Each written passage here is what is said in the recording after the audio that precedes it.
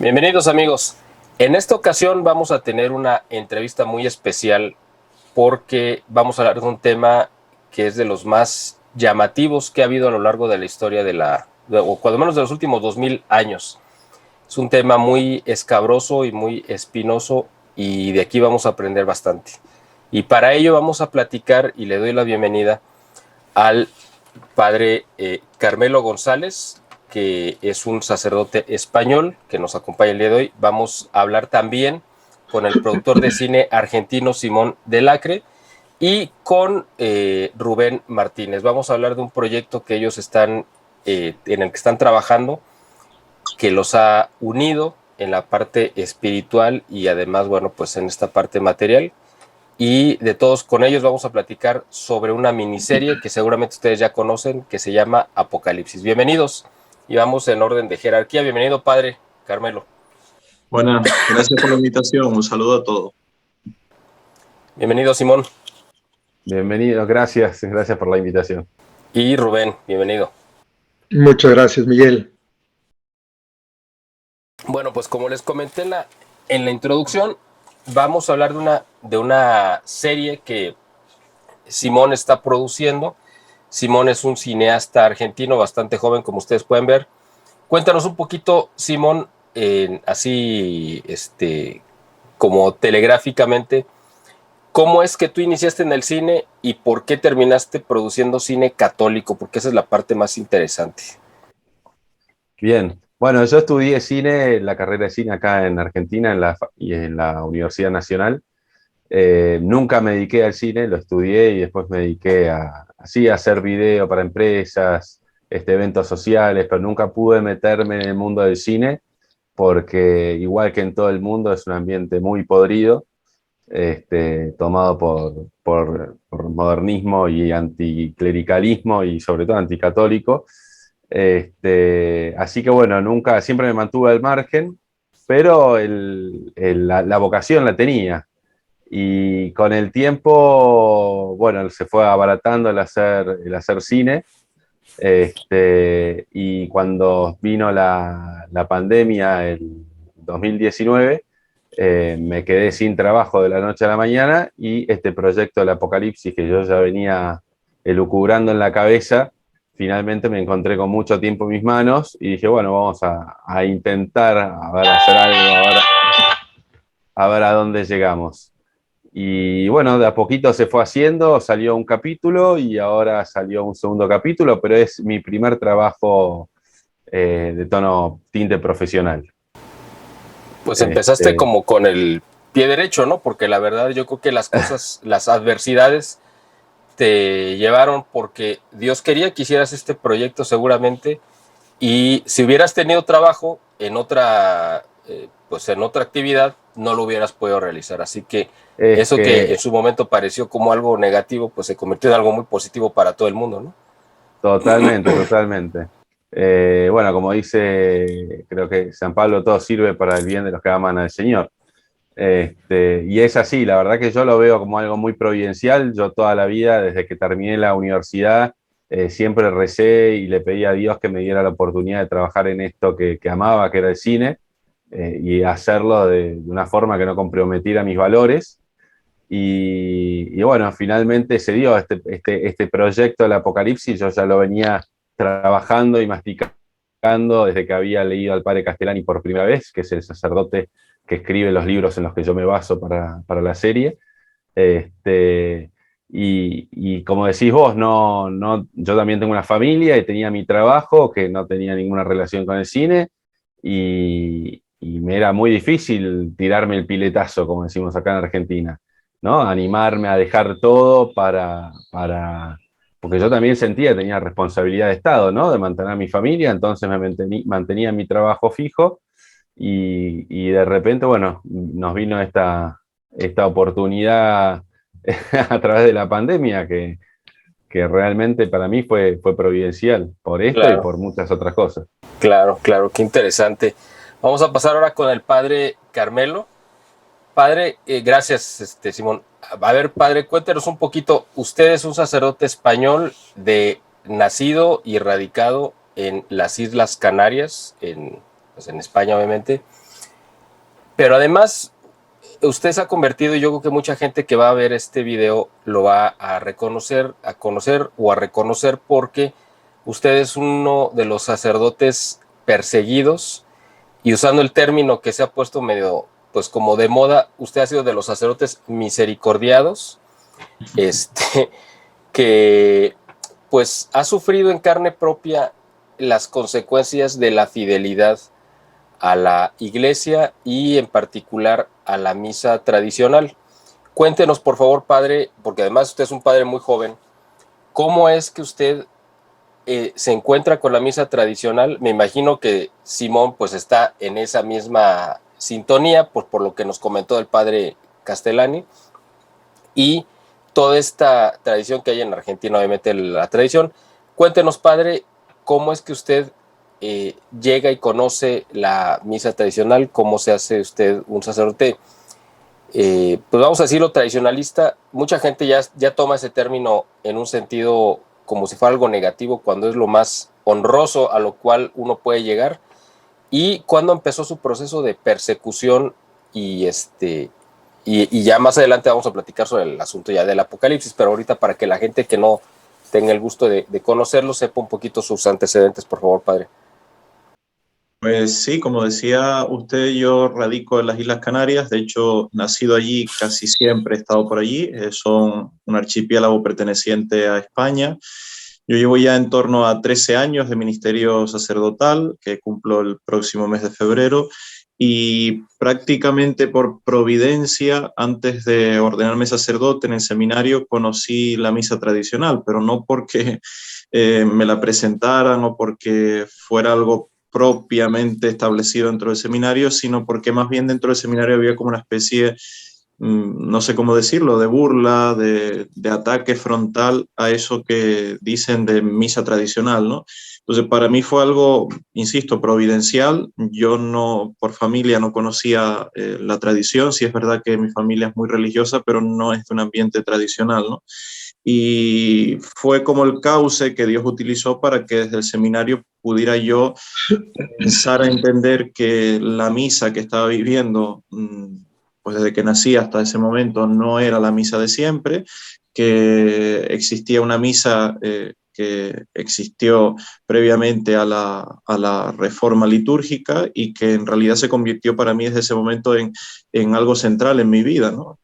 Fue cauce para que pudiera comenzar a profundizar en ella, conocerla y desde el mismo momento de la ordenación sacerdotal celebré siempre las dos formas de misa, ¿no? La misa de siempre en 1970, ¿no? Hasta que hace en torno a 2 años comenzaron una persecución, ¿no? Una persecución en la cual utilizando a 2 o 3 personas pues, que intentaron levantar ahí una serie de acusaciones para quitar un poco el honor y la fama, como han hecho con muchísimos sacerdotes, trataron de cancelarme. Ya de hecho estoy cancelado desde hace, insisto, 2 años y bueno, a través de esa persecución pues también ha sido un momento providencial para evidenciar en mi persona, en mi entorno, en la gente que se acerca a mí, pues la situación eclesial y también muchas de las realidades que nos está transmitiendo el Apocalipsis. Y como digo, que no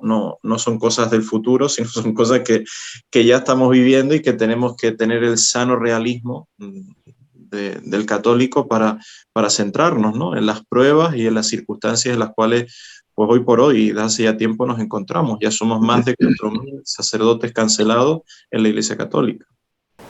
Bueno, ya que entró al tema, aunque sea de pasada, al tema del Apocalipsis, quiero entrar a él ahorita un poco más de lleno. ¿Cómo fue que usted se involucra en este tema? Porque bueno, yo sé que pues es un tema que pues tienen que tocar, aunque no quisieran, en los seminarios, y igual que deben de tocar el tema de la condenación, aunque ya no les guste y ya no lo crean. Pero ¿cómo fue que usted se involucra en el tema del seminario? Y cuéntenos un poquito si en los seminarios o en la parte que a usted le tocó, el tema del Apocalipsis se ve más como un asunto pues casi como de fantasía, como una alegoría, pero no algo que va a suceder o que se está desarrollando, no como un proceso histórico en el cual pues quizá nosotros somos o vamos a ser o hemos sido testigos, en parte, sino como una alegoría, un cuento, una fantasía. ¿Y cómo fue que usted se involucra ya de lleno en este tema en particular del Apocalipsis, padre, por favor? Bueno, yo quizás a veces cuando reconozco esto públicamente escandalizo a alguien, ¿no? Pero yo a la gente le digo que en los seminarios, casi que la mayoría, al menos en el mío y la mayoría de los españoles, no solo es que se transmita mal el mensaje del Apocalipsis, que ya eso tendría, pues bueno, algún punto de positivo, ¿no? Porque al menos, aunque sea de una forma negativa, se transmite el Apocalipsis. Insisto, la realidad es muchísimo peor. Es decir, en el seminario no solo no es que sea que se transmita mal, sino que de ninguna forma se conoce ni el Apocalipsis ni nada de la Sagrada Escritura. Yo digo que a veces escandalizo porque a mí en el seminario nunca jamás me obligaron ni siquiera a leer la Biblia. Mucho menos teníamos clases de Biblia y, y así es el común, ¿no? Es decir, imagino que seguirán igual. Ya mi seminario, pues tan solo quedan 4 seminaristas, ¿no? Cuando yo éramos pues más de 100.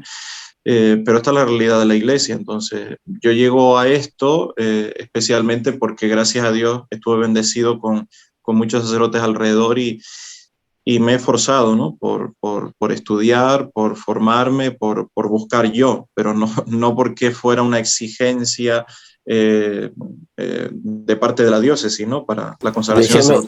Déjeme hacer una pausa ahorita y sigue respondiendo esta pregunta, pero es que me llamó la atención eso que comentó, de que no les exigen leer la Biblia. Entonces, ¿qué leen? O sea, si se supone que todo su ministerio está basado en la Sagrada Escritura, porque así debe de ser, o sea, si usted quita la Sagrada Escritura, pues no tiene razón de existir ni la iglesia, ni los sacramentos, ni nada. Porque pues ahí viene la revelación, es la historia completa. O sea, pero bueno, esa es la raíz de todos los males, ¿no? Es decir, lo que sí se exige leer es el Concilio Vaticano II. No se lee la Biblia, no se lee prácticamente nada del magisterio previo, solo se lee el catecismo, perdón. Como si la iglesia hubiera surgido a partir del concilio, ¿no? Sí. Vale. Insisto que es raíz de todos los males porque evidentemente sin la Sagrada Escritura y sin la tradición de la iglesia, pues no iba a ser para nada, ¿no? Pero bueno, es esta la raíz. Si cuando la gente a veces se pone a debatir, pero ¿por qué está tan mal la iglesia? ¿Por qué los padres no nos orientan? ¿Por qué? Bueno, porque en realidad en la mayoría de sacerdotes no hay nada en la cabeza. Tan solo están los documentos del concilio y poco más. No, ni en la cabeza, y yo creo que peor aún en el espíritu, ¿no? Porque en la cabeza pueden estar vacíos de conocimientos, pero si fueran buenos pastores fieles, el Espíritu Santo los guiaría. No se supliría la falta de conocimiento si es que tuvieran una buena disposición. El problema es que no la hay, entonces se hace un doble problema, ¿no? Una cabeza sin conocimiento y un espíritu vacío.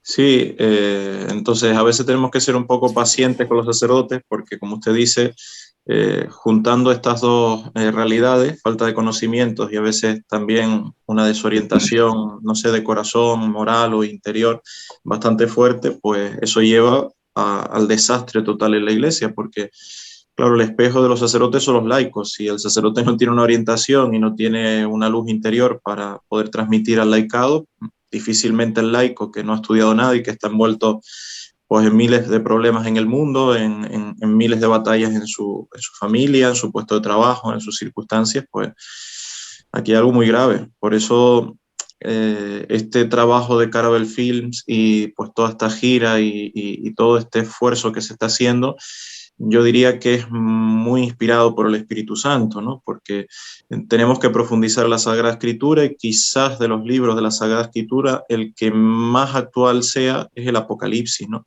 Nos está hablando de este momento presente, necesitamos integrar esta revelación divina a esto que Dios nos está transmitiendo, ¿no? ¿Cómo fue que usted tomó este tema específicamente, padre, del Apocalipsis, dentro de todo el universo de temas que hay en la Biblia, en la Sagrada Escritura? ¿Y por qué le llamó la atención específicamente el Apocalipsis? ¿Y cómo se dio cuenta que no solamente era un tema pues interesante para conocer, sino además, ¿en qué momento usted reconoció que ese libro, que además yo creo que es el más complejo y más complicado de todos los los libros, bueno, el Génesis también tiene lo suyo, ¿no? Tiene que ser así porque es el origen de todo y el Apocalipsis es la conclusión y son dos libros con muchas brumas, ¿no? Difíciles de interpretar, pero ¿cómo usted reconoció que estamos viviendo este momento de la historia? Porque el término apocalíptico pues es un término ya muy manoseado, todo el mundo lo utiliza para lo que se le ocurre, pero no se entiende, se generaliza como algo así, como que algo feo, algo terrible, algo espantoso, cuando se supone que al contrario, el mensaje del Apocalipsis es un mensaje de esperanza, porque es cuando viene y se impone finalmente el bien sobre el mal y el mal es derrotado totalmente. El problema es que para el mundo, pues sí, el tema del Apocalipsis es un tema terrible porque representa su derrota final, ¿no? Cuéntenos un poco, padre, cómo se involucró usted en este tema y cómo reconoció que estamos en estos momentos, por favor. Bueno, en esa misma pregunta ya da pie para hablar mucho, ¿no? Porque yo a la gente le reitero mucho que hay una equivocación que tenemos que quitar, una equivocación común si nosotros queremos integrar el mensaje del Apocalipsis, ¿no? Y cuando se habla de tiempos apocalípticos, nosotros tenemos que tratar de encajar bien eso, es decir, tiempos apocalípticos son los que nos encontramos, sí, pero no solo, porque el Apocalipsis recorre toda la historia de la Iglesia, desde la ascensión de nuestro Señor Jesucristo al cielo hasta el fin del mundo, e incluso deja mirar un poco más allá con la vida futura, con el cielo, con la gloria, ¿no? Entonces, tiempos apocalípticos son todos, desde la ascensión de Cristo hasta que este mundo acabe. Cierto es que el Apocalipsis nos transmite una mirada hacia atrás de toda la historia de la Iglesia, de todo lo pasado, mirado desde la mirada de Dios. Nos habla del futuro muy próximo, pero lo que es cautivador del Apocalipsis es que dentro de toda esa historia hay una etapa especial en la cual nosotros nos encontramos y por tanto está hablando también el Apocalipsis de esa etapa y está hablando de nosotros.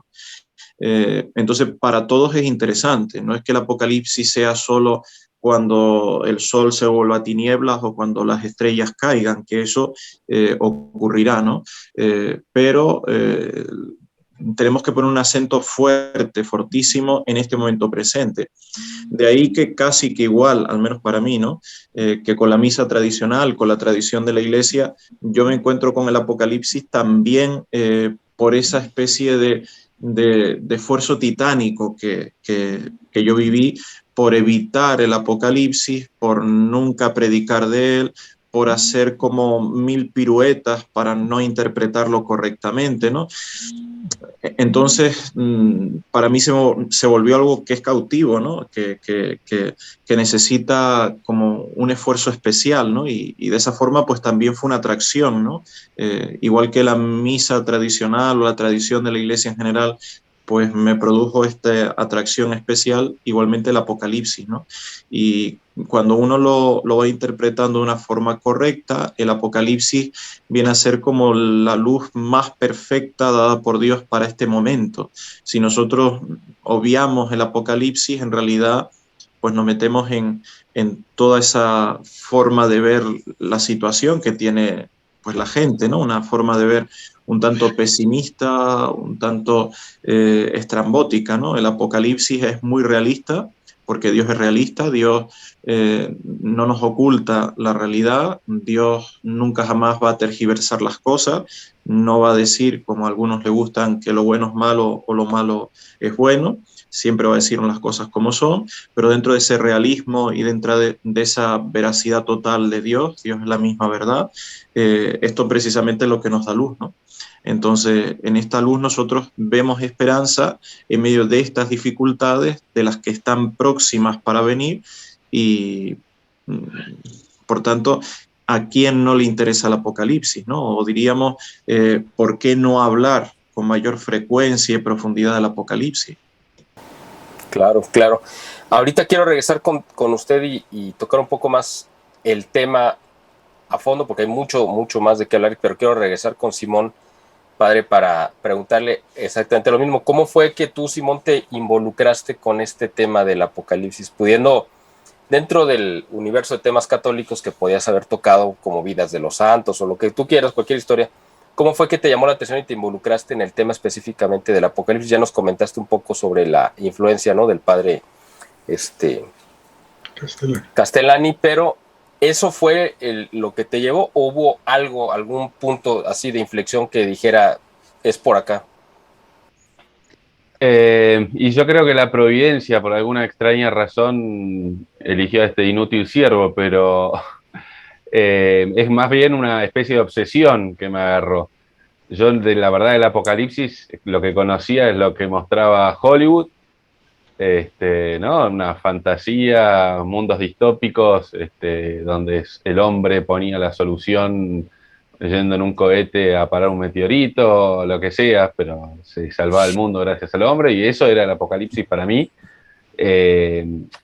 No era tan ingenuo como para pensar que eso es lo que decía la Biblia, pero alguna vez por curiosidad agarré la Biblia a ver qué decía realmente el Apocalipsis, y me pareció un libro muy difícil de leer, incomprensible, mucho símbolo y signo que yo no entendía nada, porque yo no soy teólogo, ni mucho menos. Y de repente, pero sí era un católico practicante de familia bastante religiosa. Mi mamá siempre estuvo en la lucha contra el aborto, incluso acá en Argentina, cuando era ella y 5 personas más en la calle protestando, y nos llevaba a nosotros, sus hijos, ahí, entonces éramos 6 o 7 en vez de 5.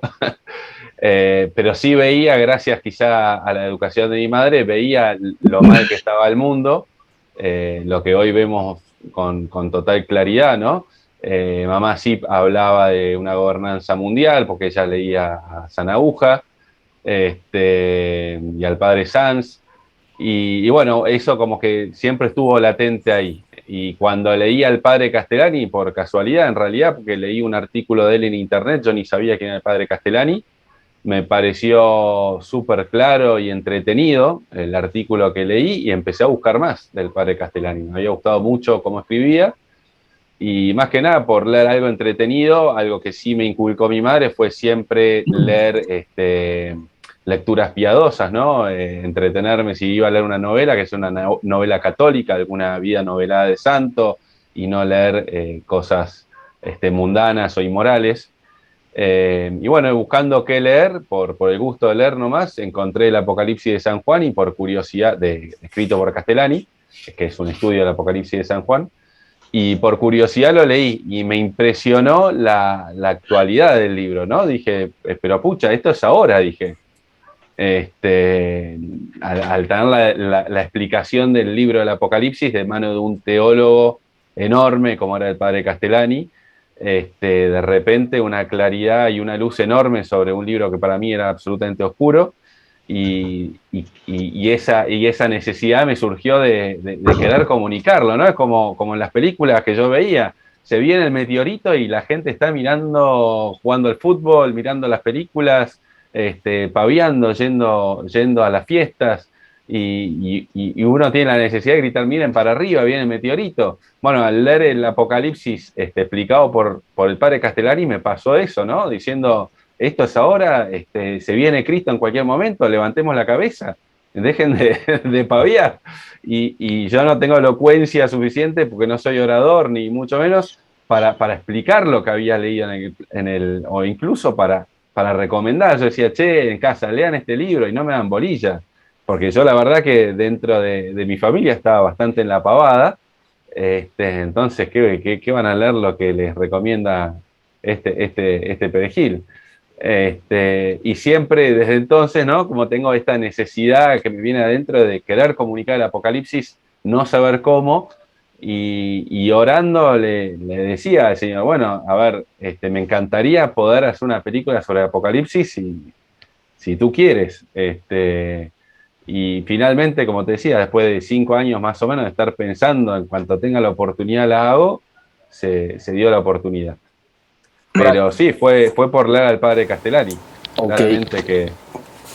Cuéntanos un poquito, Simón, ¿cómo fue que, bueno, o sea, tuviste la idea, la intención, la voluntad, la disposición, pero eso es una cosa, y otra es materializarlo? Eso ya es diferente. Para materializarlo tuviste que conseguir fondos, me imagino, algún productor, no sé, gente que quisiera subirse a esto, ¿no? Además, Bueno, lo primero que hice fue, yo tenía equipo y material de la empresa que tenía yo antes de la cuarentena acá en Argentina, de la pandemia, y empecé a vender esas cosas que yo ya me la veía que iba a ser eterna Sí. en los encierros. Y yo estaba trabajando en ese momento, tenía una empresa de animaciones infantiles con equipos electrónicos y pistolas láser y todo tecnología. Y era equipo caro. Y lo tenía ahí parado. Dije, bueno, lo empiezo a vender y mientras tanto hice un teaser. Un teaser trailer es una especie de avance que en realidad no muestra nada de la película, sino trata de transmitir un concepto y emociones y a ver qué recibimiento tiene la gente y a ver si con esto puedo juntar algún fondo.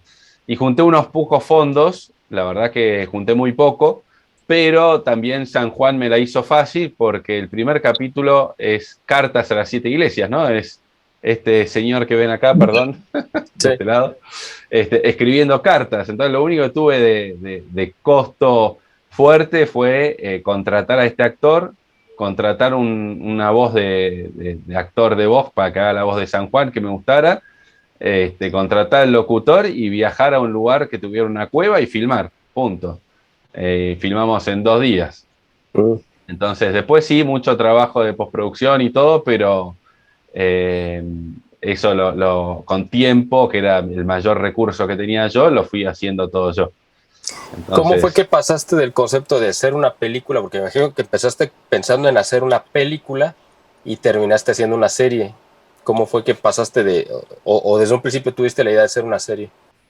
no, en realidad las series estaban de moda más que las películas ahora, entonces me pareció una solución obvia quizá y para mí con bajos recursos y poco presupuesto era más fácil arrancar con una serie que yo podía hacer un capítulo y sobre todo con un capítulo, como digo, de un hombre escribiendo cartas, que son las cartas a las 7 iglesias, y después ver si andaba y Dios quería que seguía con el siguiente y así, ¿no? Ir capítulo a capítulo, como quiera llevarnos la providencia.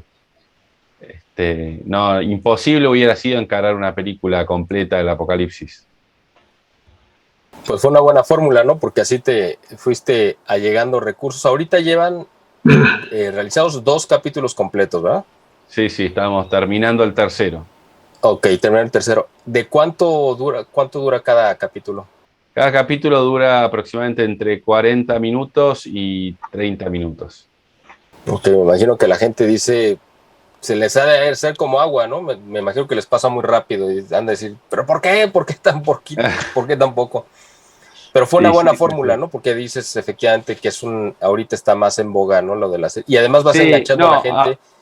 Aparte, y esto sin pensarlo, el Apocalipsis está escrito en una estructura de 7. Sí, así entonces, es. y yo tengo 7 capítulos. Y la verdad que yo en ese momento no lo pensé. Yo empecé a arreglar las 7 iglesias, dije, esto es lo más fácil para arrancar, lo más rápido, lo que puedo hacer con los recursos que tengo. Y vamos a ver si. Y yo pensaba, a ver si lo ven 500 o 1000 personas, qué locura, decía. Y hoy este capítulo va a casi 4 millones de vistas y el segundo ya va casi 8 millones. Entonces, wow. Yo me acuerdo cuando arranqué y llegó a las 500, no lo podía creer. Y de repente al día siguiente estaba en 2500. Y cada numerito que subía me sorprendía porque mi expectativa eran 500 personas, 1000 como mucho. ¿Dónde lo tienes disponible? O sea, los capítulos, ¿dónde la gente los puede ver? Capítulos se pueden ver en YouTube por ahora, porque ya el segundo me lo han censurado. No lo han censurado totalmente, pero le han puesto restricciones, entonces es complicado verlo porque hay que estar registrado, hay que aceptar que uno es mayor de 18, y bueno, hay que hacer como 5 clics hasta que uno puede verlo. Pero bueno, están ahí, van a seguir, lo que sí van a estar siempre es en nuestra página web, que es caradelfilms.com. Y bueno, la idea es que se mantengan ahí al menos. Claro. Tener un lugar propio donde no importa. Lo que tenía bueno de tenerlo en YouTube es que tenía mayor alcance, lo veían incluso muchos protestantes. muchos protestantes nos insultaban, pero también algunos agradecían, les había gustado mucho. Así que bueno, ahí andamos. ¿Lo han presentado, las has presentado en salas de cine o en lugares fuera de las plataformas digitales? Mira, tiene una gran complicación que al ser formato serie, sala de cine no lo tomarían. Tendría que convertirlo a un formato película, que es algo que estamos considerando. Pero el problema de salas de cine, que no es fácil porque si uno piensa en una película de Hollywood cualquiera, que ve ahora las de Marvel, que están tan de moda, el 50% del presupuesto que tienen, que es de millones y millones de dólares, es la película, y el otro 50% es el marketing y la publicidad, porque uno puede tener una película muy linda, muy bien hecha, pero si no tiene una gran cantidad de dinero para hacer marketing y publicidad, por más que llegue a las salas, la gente no se entera que está en las salas. Entonces, no la ve y uno termina perdiendo mucha plata. Así que para ser tan chico, lo ideal para mí es, bueno, si llegara a conseguir alguna plataforma de streaming que lo pasara, sería muy bueno. La realidad es que ni las católicas lo quieren pasar. Me han contactado al menos 6 plataformas católicas de streaming, muy interesados al principio, pero cuando lo llevan a quien toma la decisión dentro de la plataforma, no quieren pasarlo. Bueno, ¿no? Es un documental de cómo están los tiempos en la iglesia, de una naturaleza polémica, es crítico del modernismo, es crítico de la masonería infiltrada en la iglesia, sin dar nombres, ¿no? Todo trato de justamente no ahuyentar a la gente que todavía necesita dar ese paso, pero sí empujar un poquito y invitar a que abran un poco más los ojos. Pero bueno, las plataformas estas católicas, no, ninguna se ha animado. Este formato que se está llevando a cabo y del cual vamos a platicar ahorita con Rubén sobre la gira que se está haciendo el padre para promover la película, ¿es algo que ya lo habían hecho antes? O sea, fuera de Argentina o en Argentina, de ir a presentarlo en auditorios con alguna conferencia, lo que sea, o apenas están como explorando esta sí. Recién estamos explorando. La realidad es que México es por las estadísticas que tenemos, de estos 8 millones que te comentaba, el 50% más o menos es de México, incluidos protestantes de México. Son los que estaban viendo, entonces era la opción obvia y llevar la gira. Ni siquiera acá en Argentina tiene tanto éxito como allá en México. Es que nosotros ya vamos con algunos capítulos adelantados al resto del mundo. Aquí en el Apocalipsis ya estamos en la plenitud. Con este gobierno que tenemos, nos aventó varios capítulos por adelantado. Y están aventados desde la época de los cristeros ustedes, así que en ese sentido, bueno, son unos aventajados.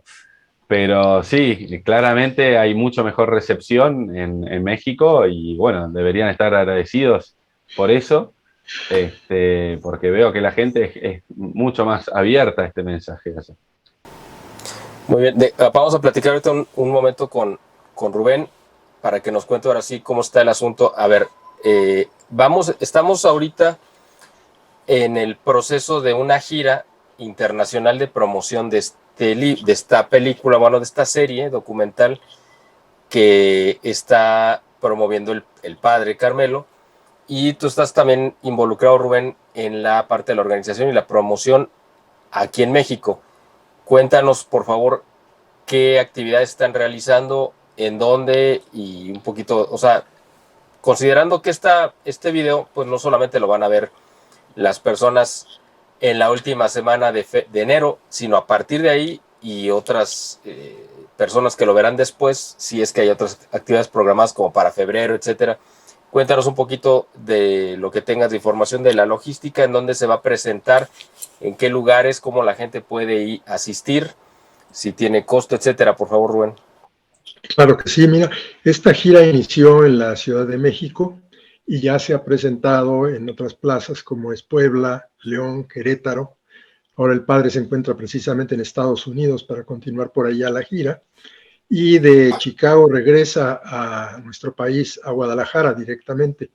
En Guadalajara estas conferencias y presentación de los capítulos de la serie serán el día 31 de enero y 1 de febrero en un lugar denominado Terraza Andares, que se encuentra en la Plaza Andares, todo el mundo lo conoce en Guadalajara. Empezará a partir de las 6 de la tarde e iniciaremos con el rezo del Santo Rosario para después continuar con la conferencia del Padre, tener un breve convivio y posteriormente la proyección de uno de los capítulos. A grandes rasgos, así está programado. Hemos fijado una cuota de recuperación, más que nada para tratar de lograr reunir fondos para apoyar precisamente a la causa de Carabel Films y a la del Padre. El Padre trae un proyecto muy interesante de ampliación de una capilla en Tenerife, dado que ha ido creciendo mucho el número de fieles que ven, como todos nosotros, con muy buenos ojos la misa tradicional y realmente necesita un espacio más grande para poder recibir a tantos fieles. Ese es uno de los motivos importantes de toda esta gira, el captar fondos para que el Padre pueda ampliar su capilla. Y por el otro lado, también todos queremos que Simón pueda concluir esta apasionante serie con los capítulos que faltan. Así que ese es el motivo de haber fijado esa cuota de recuperación. ¿De cuánto es la cuota? Mira, tenemos una cuota de recuperación de 250 pesos por persona el día del evento. También tenemos a través de un enlace la forma de hacer un preregistro y por lo tanto también un pago en línea anticipado. Antes del día 30 trae unos descuentos. Por ejemplo, la cuota individual le va a ser de 250, es de 200 pesos. También tenemos algunos descuentos para grupos, familias de 4 o más, o grupos en general de alguna comunidad de 10 o más. También hay algunos descuentos. Pues está muy accesible, ¿no? Para que la gente pueda ir y ver, bueno, directamente al Padre, escucharlo, ver el documental de Simón. Se va a presentar el 31 un capítulo y el 1 de febrero el segundo capítulo, me imagino, ¿verdad? Así es. Ambas fechas son diferentes, tanto por la plática del Padre, que va a ser diferente un día y el otro, como el capítulo que se va a proyectar. ¿Pero en los 2 días va a ser el mismo horario a partir de las 6 de la tarde? Así es. A partir de las 6 de la tarde esperamos estar concluyendo alrededor de las 9:30 de la noche para que todos los que estén interesados planeen ahí sus tiempos. ¿Y esta cuota de recuperación es por día? Así es por día. Quien quiera asistir los 2 días también hay un descuento adicional. Será cosa de que a través de todo lo que hemos estado difundiendo en las redes sociales encuentren el enlace donde puedan entrar y ahí ver todas las opciones de los descuentos que hay por 2 días, por familia o por grupo. Después de Guadalajara, ¿dónde continúa la gira? No sé si tengas el dato. La gira continuará en Campeche. Ok. El día 3 de febrero tendremos la plática en Campeche. Ok. ¿Y hay algunas otras ciudades ya programadas? De Campeche, Padre, ayúdeme, después de Campeche, ¿qué otra plaza sigue? Después de Campeche iríamos a Mérida, que sería el 5 y 6 de febrero en Mérida.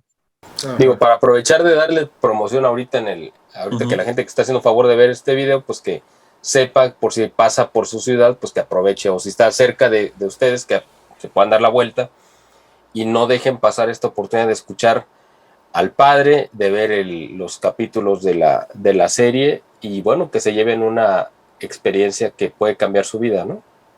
Sí, diríamos que en México nos quedan esos 3 lugares, Guadalajara, Campeche y Mérida. No obstante, ahora mismo estamos por Estados Unidos y próxima semana estaríamos en Miami y en Chicago. Ok, ¿van a continuar allá hacia Estados Unidos? Sí, a partir del lunes, como digo, en Miami, hasta el día 27 y los días 28 y 29 en Chicago. Estamos platicando con el Padre Carmelo, que está en las Islas Canarias, con Simón del Acre, que nos acompaña desde Buenos Aires. Estás en Buenos Aires, ¿verdad? Así es, Buenos Aires.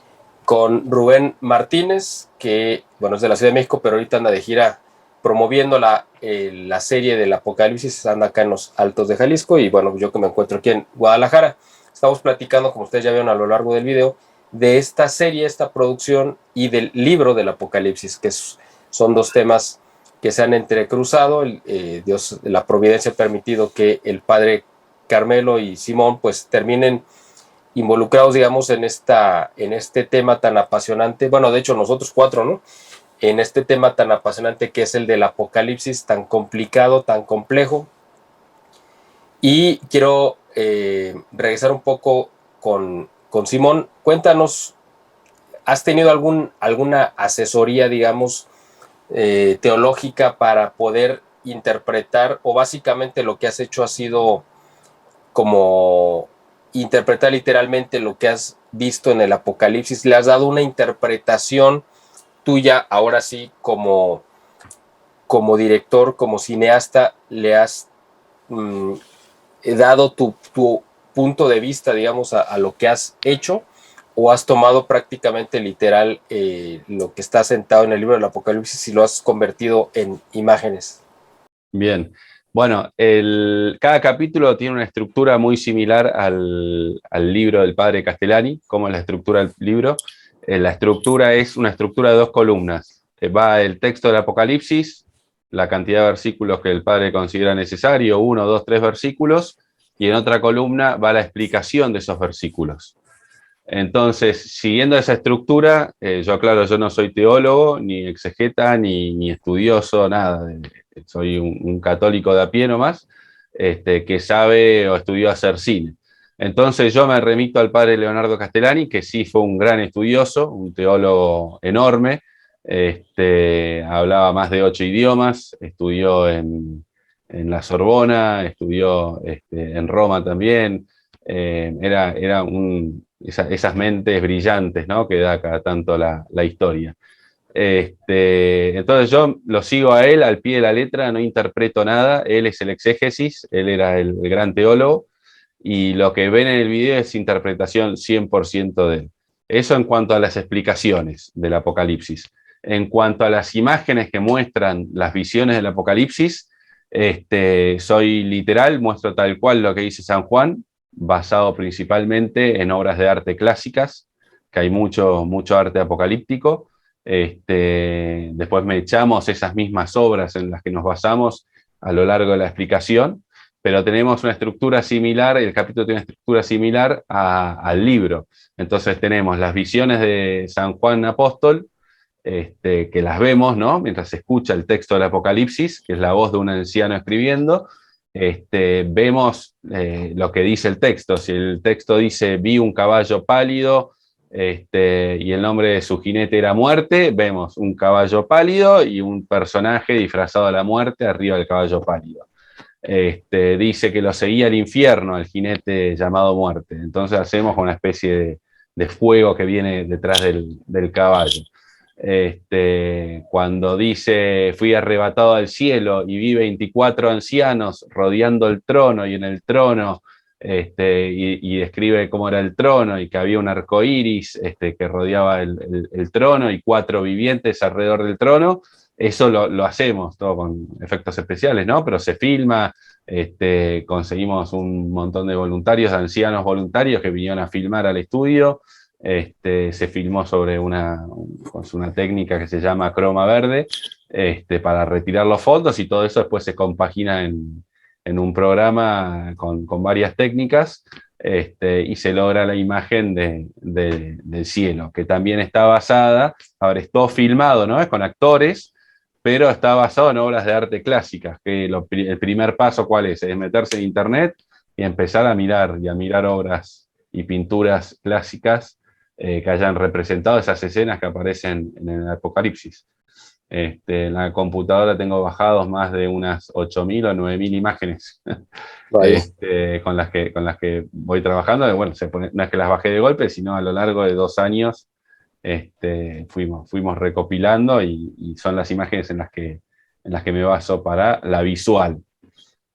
Iba acompañado todo de música épica, muy linda, porque la idea es que, como te decía antes, no es que lo vea por ahí. Mi objetivo, mi público objetivo no eres tú, ni es Rubén, ni es el padre, sino la gente que realmente necesita conocer este mensaje porque está a un lado, está muy metida en el mundo, y necesita entrar quizá por ver algo entretenido, por curiosidad y ver algo que está bien hecho y es atractivo y se escucha bien y se ve bien, engancharlos por ese lado para servirles el mensaje.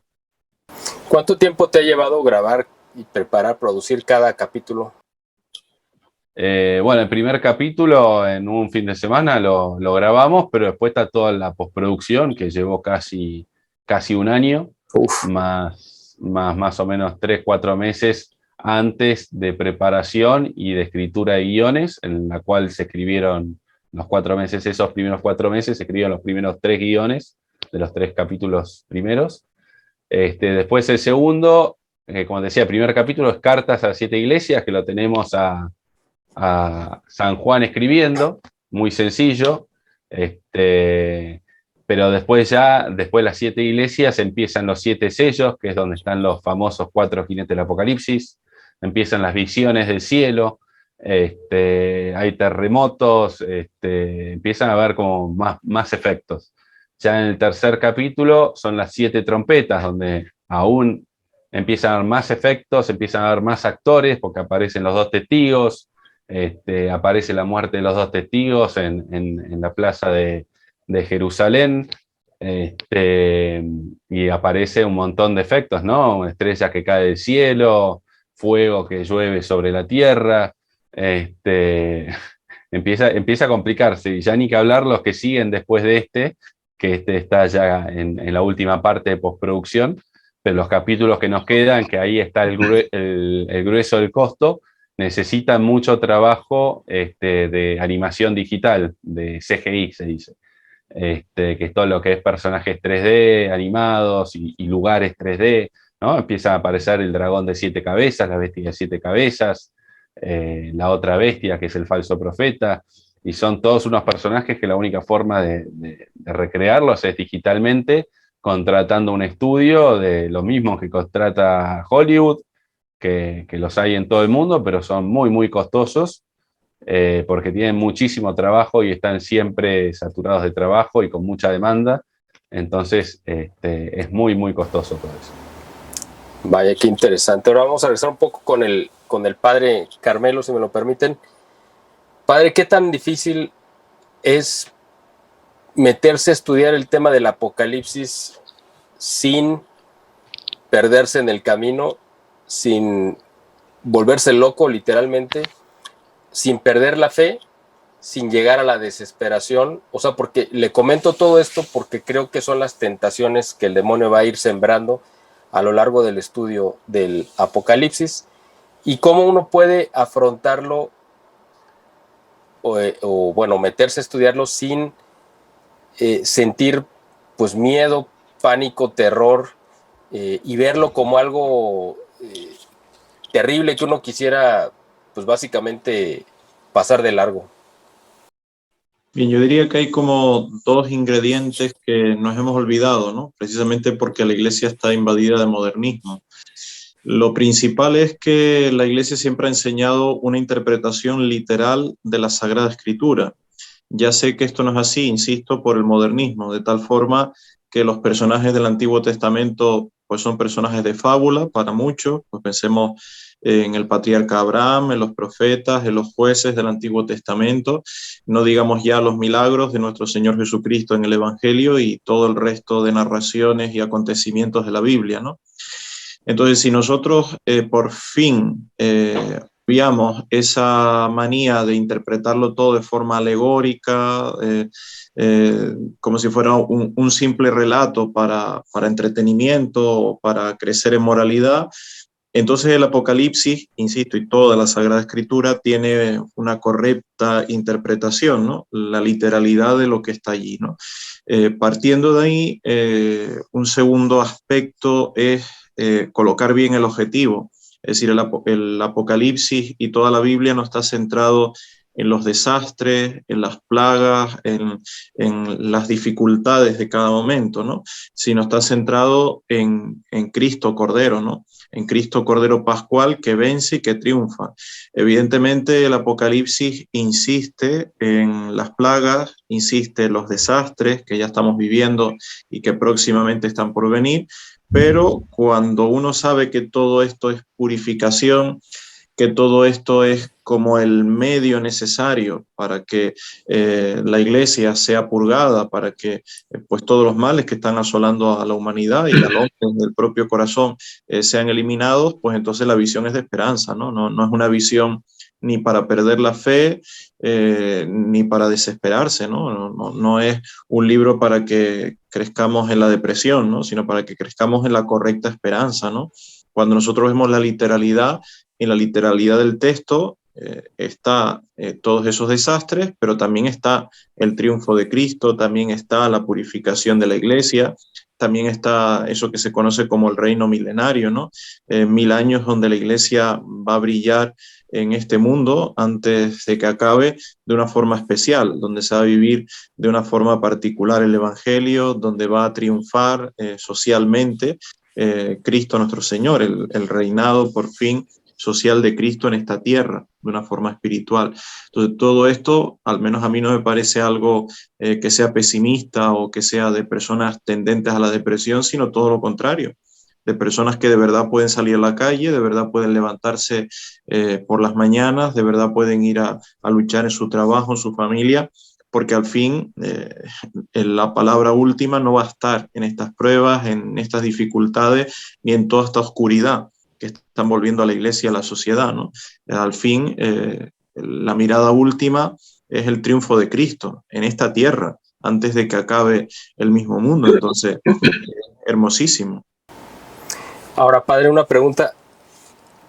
Desde que se escribió, yo creo que el Apocalipsis, no desde que se escribió, sino desde que se conoció, me imagino, a la gente que San Juan le haya encargado me imagino que el manuscrito original, y que se empezó a leer en las primeras comunidades, pues yo creo que igual que San Pablo creía que a ellos, a su generación le iba a tocar ver el retorno triunfal de Cristo, yo creo que cada generación a lo largo de estos 2000 años han creído y han interpretado en los signos de los tiempos de su momento que les iba a tocar ver el Apocalipsis, pero pues no ha sido así. Bueno, aunque, o más bien sí ha sido así, como usted lo dijo al principio, porque es un libro que abarca los 2000 años de la historia de la iglesia, pero me refiero a la parte final, ¿no? A la conclusión, que es en la que la gente pues más se centra.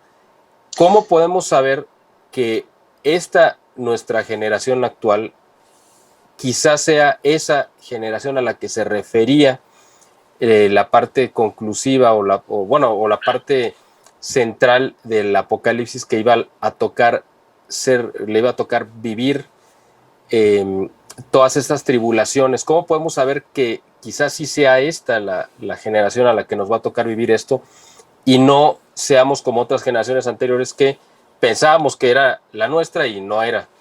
¿Qué signos podemos tomar como referencia, padre? A mí me parece muy, muy necesario hablar con propiedad, es decir, hablando con propiedad y usando las palabras para lo que sirven. Cuando nosotros usamos la palabra apocalipsis, estamos hablando, según el mismo texto sagrado, de toda la historia de la iglesia, es decir, 2000 años de historia, insisto. Si nosotros queremos hablar concretamente de los últimos episodios del Apocalipsis, especialmente de la venida de Cristo, hacemos referencia de una forma técnica a lo que se conoce como parusía, la segunda venida de nuestro Señor.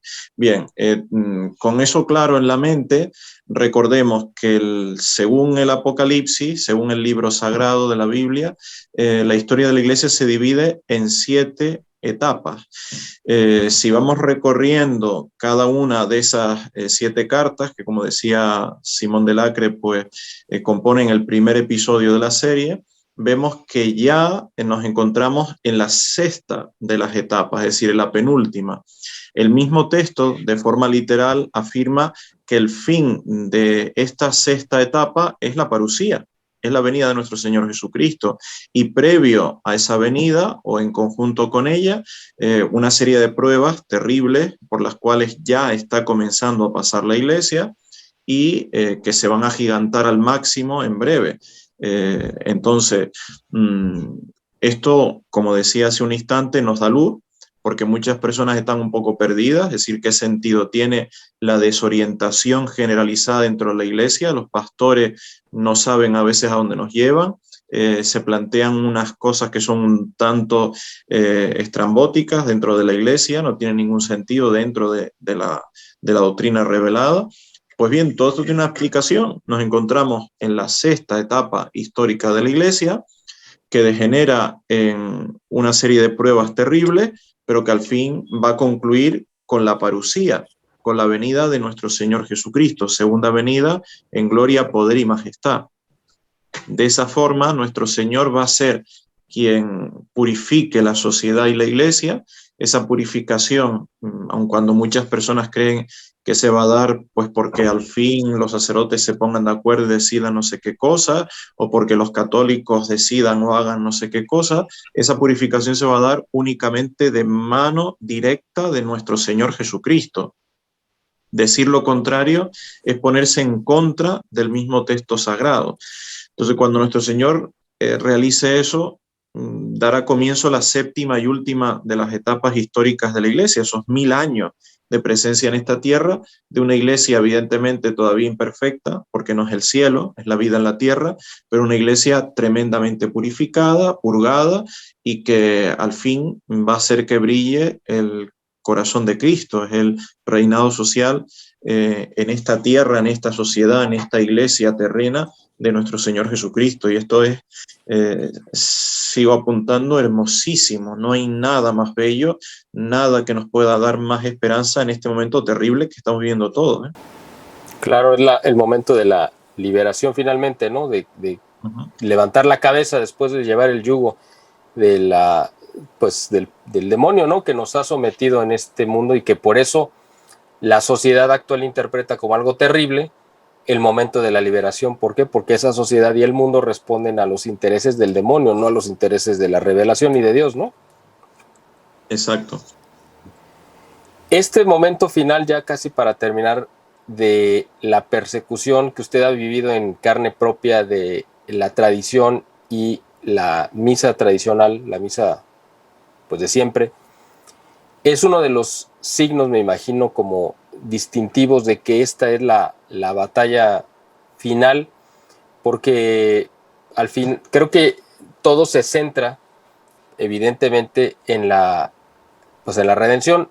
La redención ya es un hecho histórico irrevocable, es decir, ya no hay forma de que el demonio, por mucho que haga y engañe, pueda revertir el acto de la redención. Eso se consumó en la crucifixión, muerte y resurrección de Cristo, pero el demonio ha tratado de destruir las consecuencias de lo que trajo la redención y ataca principalmente la presencia real de Dios y de Cristo a través de los sacramentos, de los distintos sacramentos.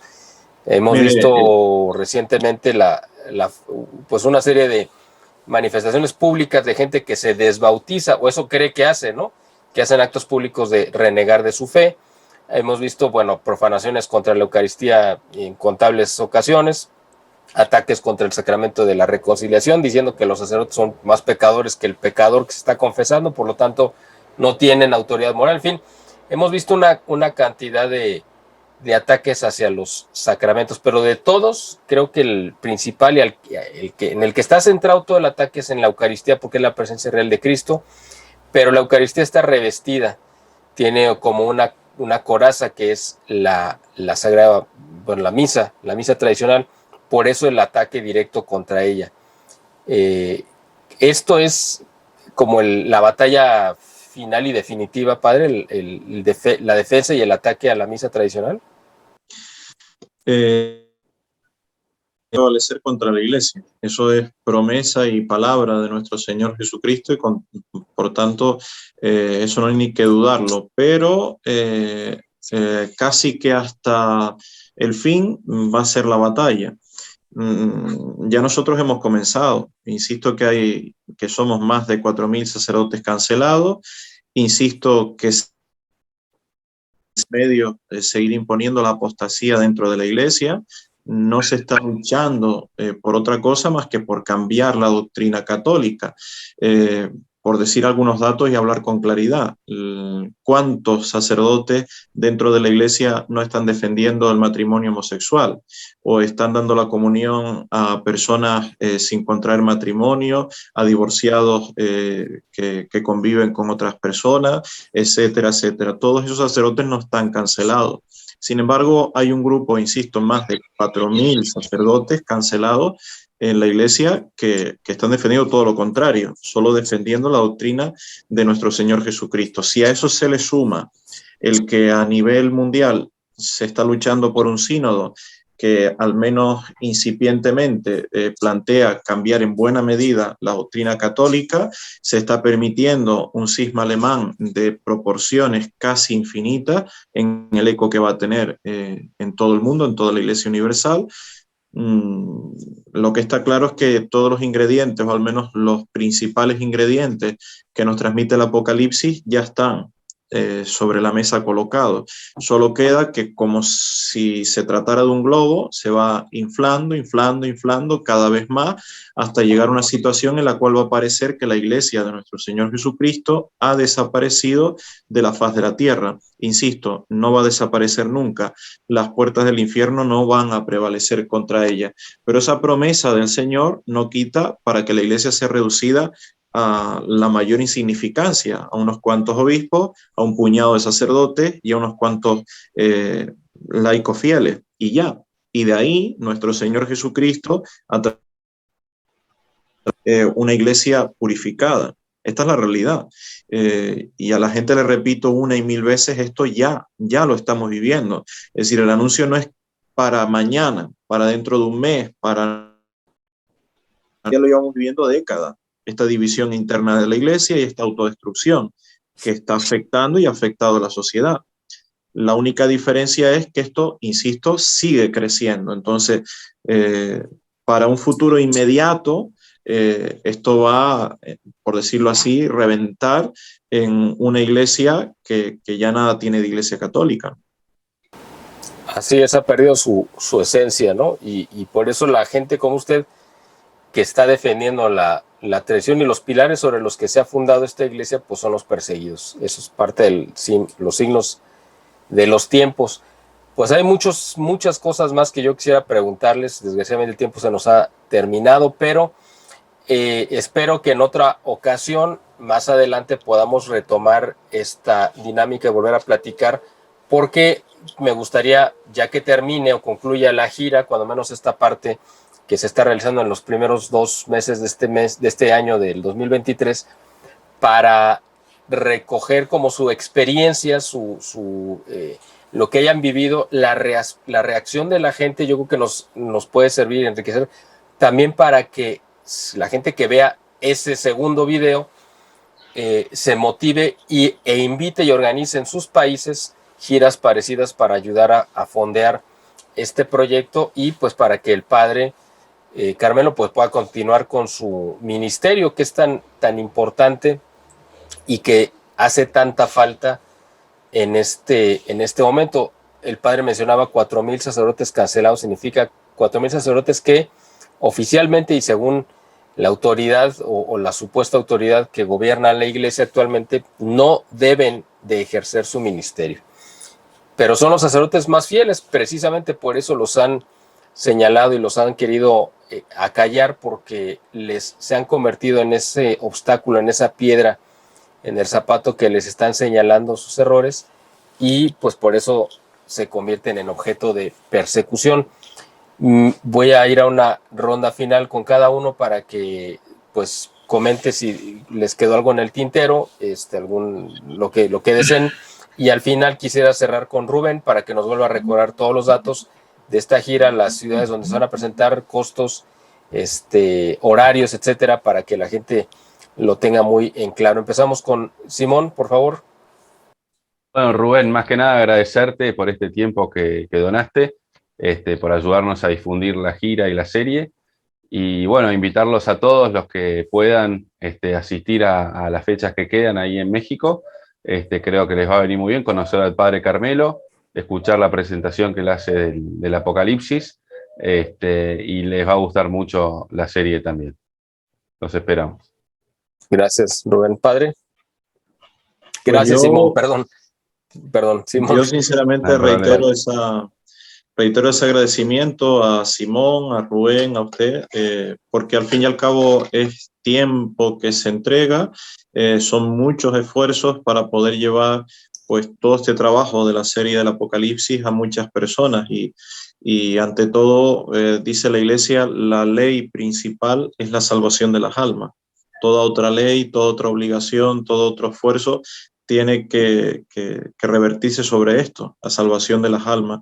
Por lo cual, gracias a todos, pues los que hacen posible esto, ¿no? Que el mensaje, la palabra de Dios llega a todos para conseguir que los más posibles pues, puedan alcanzar el camino de la salvación, ¿no? Muchas gracias, Padre. Antes vamos ahorita con Rubén, pero al final con lo que quiero que cerremos es que nos dé su bendición, Padre, pero va a ser hasta el final. Adelante, Rubén, repítenos por favor toda la información que ya hiciste favor de comentarnos, lugares, fechas, horarios, costos, para que la gente pueda asistir.